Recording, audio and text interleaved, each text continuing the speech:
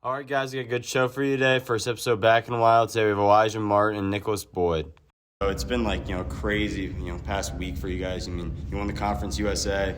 You're in Columbus, Ohio. I mean, I bet you didn't think that'd be happening a week ago. Can you kind of walk me through, what it's been like? I could say, it's been a dream come true, just remembering it, watching this as a kid and, just wanting to be on this stage. And now I'm here, it's just a real moment. Yeah. I mean, yeah, most def. We had a solid season so far, 31-3, I believe. Yeah. Now we're here, March Madness 2023. Let's get it going.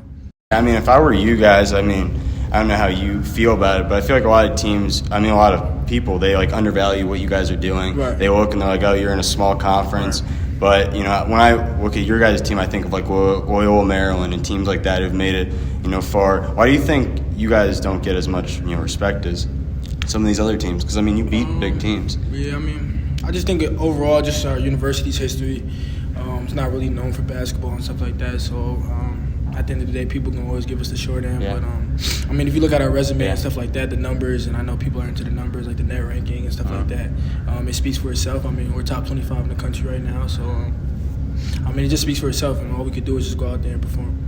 Yeah, I feel the same, just looking at FAU, no one's going to respect that. This is our first year just gaining respect. And, of course, it's going to come with haters and people that still don't give us our respect, but we're going to do what we do. Yeah. When you guys were getting recruited out of high school, you kind of talked about, it wasn't known as much as, a basketball school. Was that, an incentive for you guys to come and, change the culture and really make a lasting impact on the program? For real. Yeah, for sure.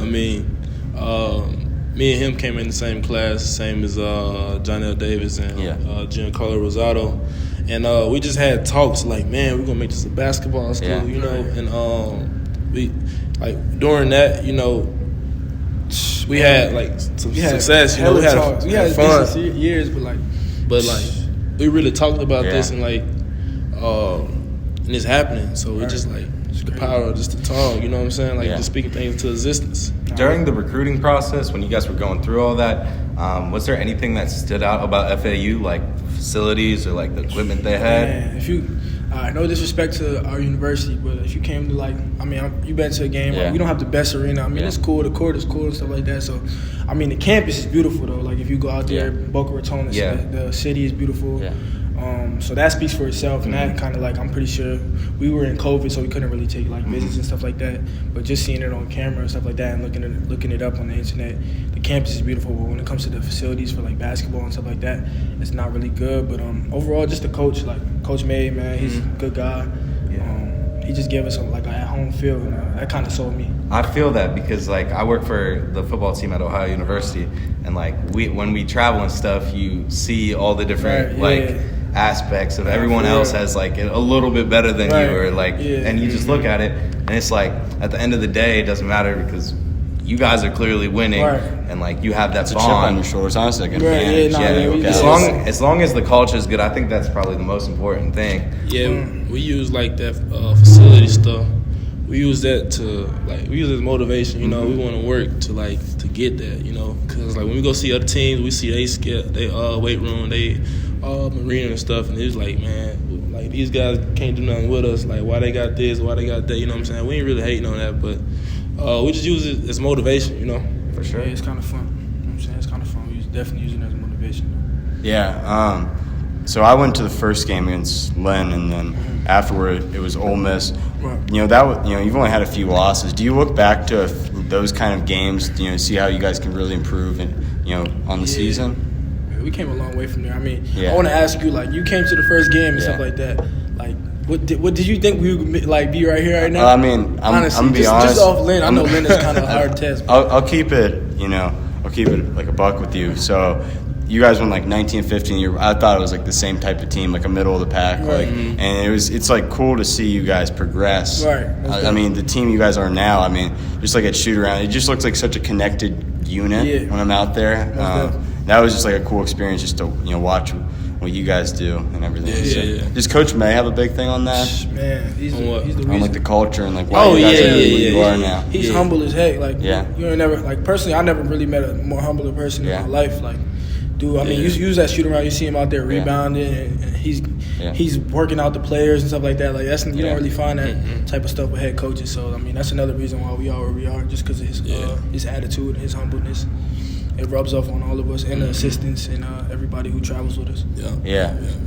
I mean, so selection like Sunday, when you guys heard your guys' name call, obviously you see you guys playing Memphis. I mean, that's the kid's dream come true. I mean, you'll remember it the rest of your life. No matter what happens, you'll be telling your grandkids and everything. What was that like for you? Man, it was amazing because like we all just sitting there and we looking at the jumbotrons, like Florida Atlantic, Memphis. You know, we just like, oh, let's go, and like after like everything just settled, it's like, damn, like we really here, you know. But we're not really trying to just soak in the moment too much. We still got a ton of it, still locked in, still got things to handle, you know. Going off Selection Sunday, did you guys like going into? Clearly, you guys were in like a conference room or whatnot. Right. Did you guys think you were going to be a higher or a lower seed? How like did the coaches like say anything before you guys went in there? So before we played UAB, we knew we would be in the tournament, just based off like our yeah, there were people saying you guys might not even get us. Like, if you didn't win, you weren't going to get out. I was like, what? I was like, how do you win 30 games at that time and not get in? I mean, I believe our coaches believed that like we would be in the tournament prior to that championship game. So like, you know what I'm saying? That kind of lifted a little bit of weight off our shoulders because we trust them. And but yeah, to piggyback off like what he was saying and stuff like that, like I was surprised when people were saying that we wouldn't get in. But yeah, I feel like we belonged, and ultimately like. I think we were a little too high. I think a 9 seed is, I'm saying, for what we done, but I don't want to, I'm humble about it. But I think we could have got a little bit more respect. But, I mean, we'll see. Especially after, like, UAB. I mean, those were pretty all around. You guys had that thing. Yeah, we'll see. We'll see coming up on Friday, though, how it plays out. Yeah, I mean, so it was funny because we were texting when the bracket came out, and we immediately said we think it's the best matchup first round of the tournament. It might be, not for real. No, because Memphis is like after what I saw against Houston, like they're a good team. What's like, I mean, this will come out after this. So like, what's your guys' like take on them and from the report? Just a good all around team. You know, they very fast in transition. They like ball hogs, man, on defense. So like, we just gotta be careful with the ball, stay poised. And take what they give us, honestly. It's going to be a good matchup. Good. They're good. They got 2 good players, man. Yeah, so it's going to be tough for us, man. Weight game, 920. Yeah. I think we're going to be ready. We're going to see who's still sleep or not. Yeah, no, that's awesome. Yeah. I guess, like, Dave, you got anything you want to talk about? So you guys had full practice this morning, right? Yes.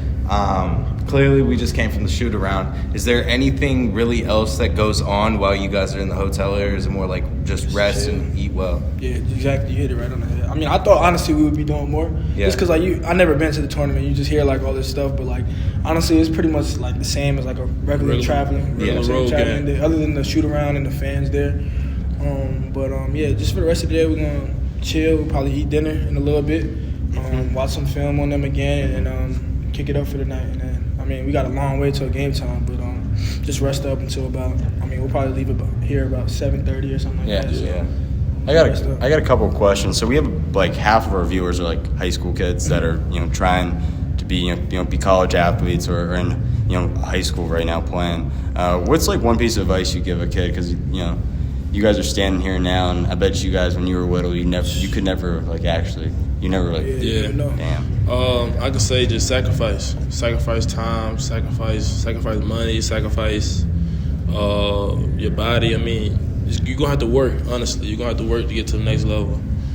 But for me, like my biggest thing was sacrifice. Me and my mom, like growing up, we live in Southern Mississippi, right? But I had played with an AAU team that's like 2 hours and 30 minutes away from where I'm at. So that was like our biggest sacrifice, is just going get on that highway and just making that happen. Yeah, I agree. Sacrifice. It's gonna be a lot of especially in high school, you're gonna have a lot of like chances to hang out with friends, go to parties, and I know it's like cliche as it sounds, but I just say get your work in before you do any of that stuff. Like put that first, and you'll like where you're at. You got to be obsessed with this stuff. Like especially if you're not blessed with God-given talent or ability, athleticism, or whatever. Like you got to put that work in, and that comes with sacrifice, like he said. Yeah, you talk about the work. I mean, all you guys put in so much work to have, like, you know, to be where you're at. Right. What was the biggest thing you guys worked on in your game? I'll say me shooting, but right now I'm focused on my ball handling. Yeah. I feel like at that I'll be like very unstoppable. Yeah, I worked a lot of my shooting this offseason, as well as my offhand. I got to keep working on it and just keep getting better on that. You know, everybody has weaknesses. Yeah, you can be in the NBA, still have weaknesses. You got to keep working on things that you aren't the best at. Yeah, Dave. I have two more, but I was going to let you. If you have anything else. I think I'm good. All right. So this is like a hard one. We always ask like to finish off the show. So when your career is over, down the line, whenever, how do you want to be remembered? I want to be remembered as the guy from Mississippi that made a way for everyone to come up behind me, and just want to be motivation to the kids. Personally, I want to be remembered as like somebody who was humble first. And just gave an opportunity to everybody. I feel like when I was younger, like I would see all these people in these type of positions, and sometimes they just don't really give opportunity to people, whether it's signing an autograph or taking a picture or giving advice. And I just want to be somebody that's remembered as a person who always gave somebody an opportunity for whatever. Yeah. I really appreciate you guys coming on. It means a lot. I know you guys are busy in your time. Just taking the time, it shows like, you know, character and who you guys are. No problem. One question, you know, describe this FAU team. What would be one word you'd say about this team? Brotherhood. I think we come up with a better one than that, though. Man, like I'll just say different. Like we just different. Like, or like y'all gonna see like I know y'all gonna see Friday though. Like just different. Like whatever happens in the game, it could be bad, it could be good. Yeah, cool. Like we gonna be good. We like, going to the bench and like alright. So that's what the best teams do. They lean on each other. The teams that like they crumble in the moment. Like it happened to my team last year. Like we had a terrible season because everyone, it was such a hatred. Like you went me down. Right. Like the teams that are like, listen, you're gonna have bad days. We're all human. Those are the teams that succeed. Yeah, it's not like that over here because like I know if I make a mistake, he gonna be the first one to pick me up. Yeah. You know. Yeah. We gonna get on each other, but at the end of the day, we know like we trying to win. Like I feel like we got a lot of people that don't really understand that about us yet. And Friday we gonna get a chance to really be on national TV and that's have the spotlight. You know that's what I'm crazy. saying? So it's gonna be fun. Like I feel like everybody will get a chance to really see what we're about and how different we are. Like we're not like anybody in the country, and I feel like that's what makes us a lethal team in the tournament. Yeah. So this will be coming out on Saturday. So I appreciate you guys again for coming on. Thank you guys. Appreciate it. you.